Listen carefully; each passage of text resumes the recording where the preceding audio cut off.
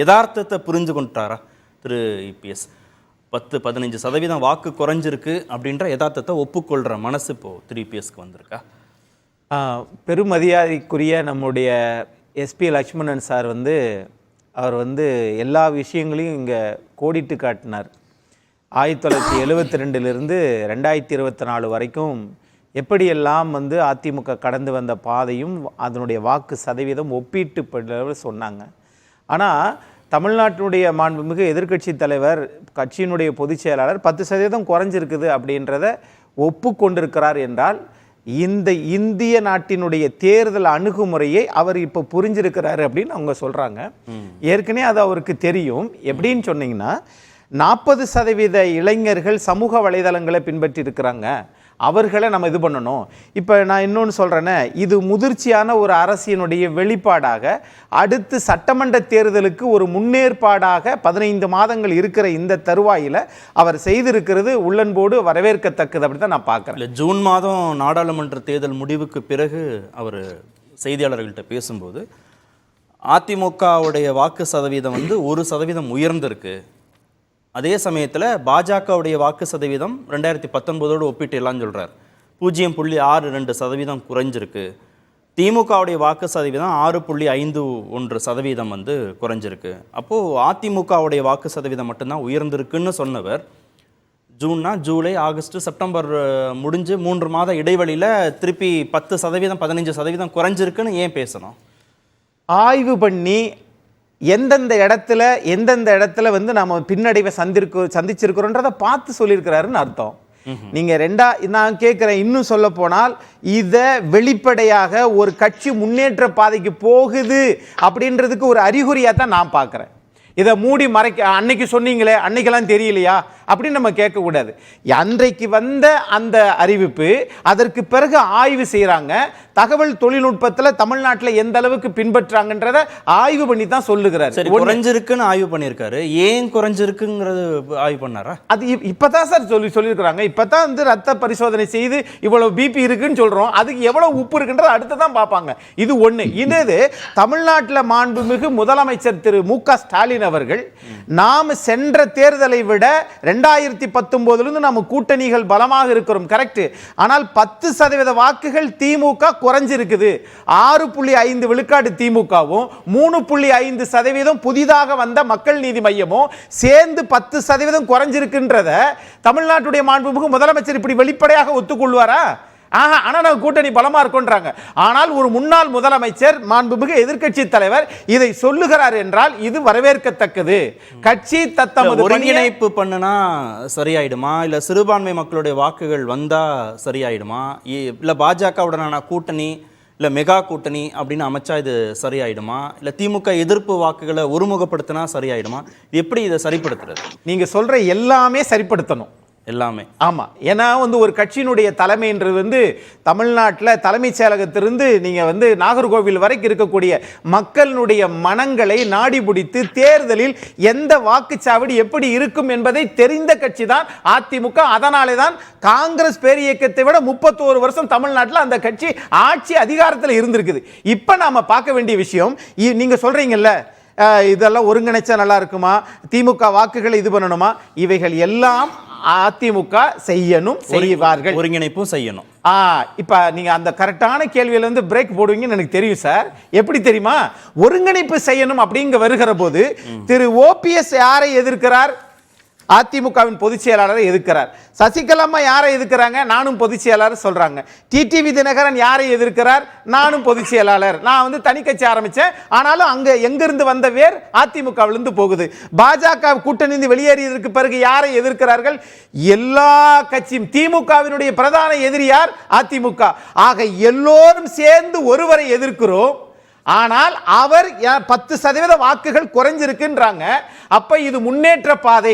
அப்ப யாருக்கு வலிமை அதிகம் சொன்னா, நீங்கள் எல்லாம் கட்சி கொடி சின்னம் பதாதைகள் இவைகள் எல்லாம் இருக்கிறவர்கிட்ட தான் நீங்க கேள்வி கேட்க முடியும். கேட்கிறீங்க, கேட்கிறதுக்கு உண்டான வேலைகள் இங்க நடக்குது. இப்ப நீங்க சொல்லக்கூடிய இந்த ஒருங்கிணைப்பு இதெல்லாம் இருக்குதே, அதெல்லாம் செய்யணுமேன்னு கேட்டா அது கட்சியினுடைய தொண்டர்களும் கட்சியினுடைய தலைமை தான் முடிவெடுக்கும். இல்ல 10% வாக்கு அப்படிங்கிறது வெற்றியை தீர்மானிக்கக்கூடியது, சட்டமன்ற தேர்தலில் வெற்றியை தீர்மானிக்கக்கூடியது. அப்போ 10% வாக்குகளை வந்து மீண்டும் கொண்டு வரணும்னா அதற்கு என்னெல்லாம் தேவையோ எல்லாம் செஞ்சாதானே முடியும். இப்போ நம்ம பேசின எல்லாமும் சாத்தியப்படுத்தினா தானே முடியும். அதுதான் சார், எல்லாம் சாத்தியப்படுத்தினால் முடியும். ஆனால் பாஜக கூட்டணியிலிருந்து வெளியே வந்ததற்கு பிறகு ஒற்றை தலைமைக்கு கிடைத்த வாக்குகள், நீங்க சொல்றீங்கல்ல சரிவு ஏற்பட்டிருக்கா, ஆமா சரிவு ஏற்பட்டிருக்குன்றது ஒத்துக்கிட்டாரு.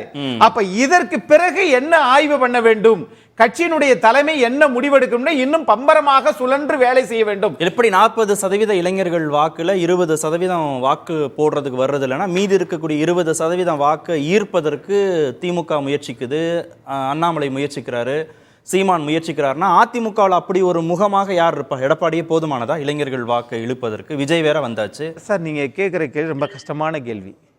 இந்த 10% வாக்குகளை மரியாதைக்குரிய நம்ம எஸ்பி லட்சுமணன் சார் சொன்னது மாதிரியே வச்சுக்கிறோமே, 10% வாக்குகள் வந்து நாம் தமிழருக்கு போயிருக்கலாம், திமுகவுக்கு போயிருக்கலாம், அது மாதிரி பாஜகவுக்கு போயிருக்கலாம். இந்த 10% வாக்குகளை வச்சு அவங்க வந்து ஆட்சிக்கு வந்துட முடியுமா? ஆனால் ஏற்கனவே கட்டமைப்பை வைத்திருக்கக்கூடிய சரிவுதான் அதை இல்லைங்கல.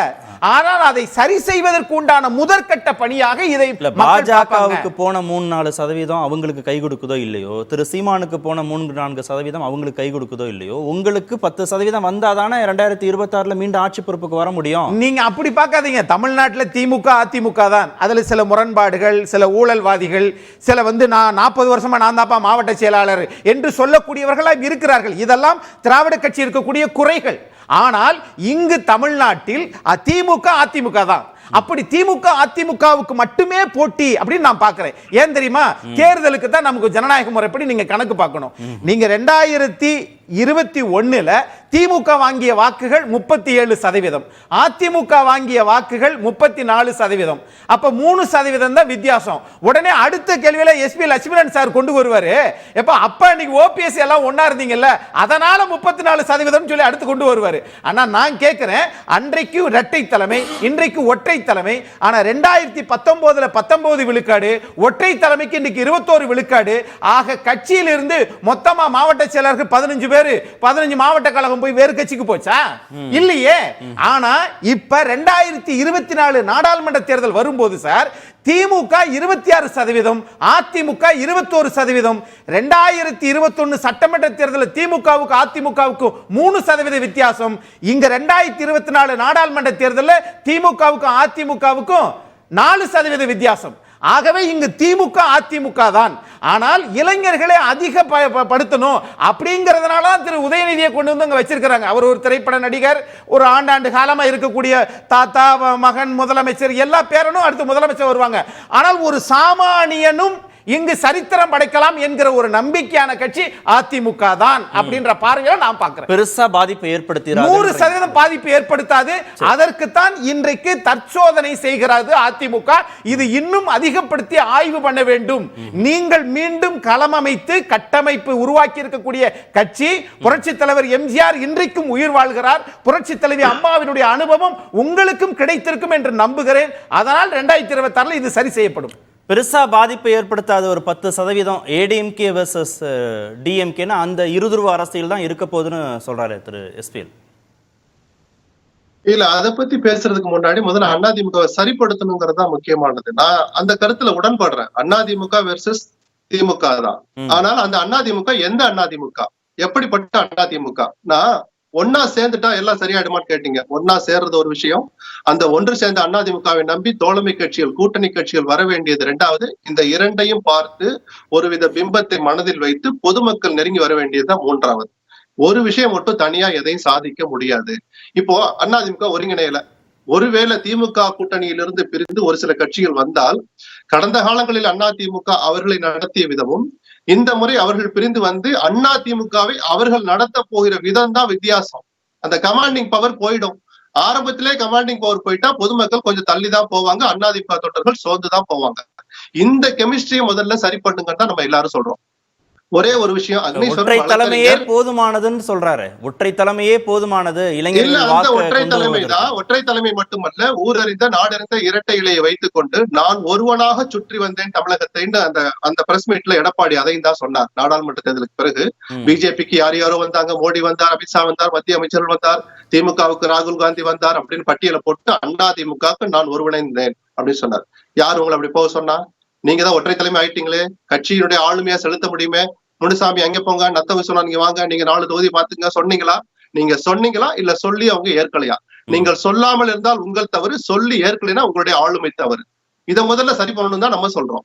அக்னீஸ்வரனுக்கு ஒரு சின்ன விளக்கம் கார்த்திகன் எல்லாருக்கும் புரியணும். ஏன்னா எடப்பாடி தன்னை திருத்திக் கொண்டார், அக்னீஸ்வரன் இன்னும் திருத்திக்கல. 2019 வாங்கின சதவீதம் 19% சொல்றார். உண்மைதான். அப்ப நீங்க போட்டியிட்ட தொகுதிகள் 20. இந்த முறை நீங்கள் போட்டியிட்ட தொகுதியில் 33, 2% கூட வாங்கியிருக்கிறீங்க. நான் ஒத்துக்கிறேன், தேமுதிக உதவியோட. இது எப்படி சார் உயர்வாகும்? இதத்தான் அக்னீஸ்வரன் பார்வையில சில மாதங்கள் கணக்கு போட்டு ஆய்வு செய்து இன்றைக்கு உண்மையை ஒத்துட்டு இருக்கிறார். அக்னீஸ்வரன் தவறான தகவலை தர வேண்டாம். அதிமுக தொண்டர்களை இனிமேலாவது நீங்க தயார்படுத்த முன்வாருங்க. நிகழ்ச்சியின் இப்பகுதியை இணைந்து வழங்குவோர் V-Guard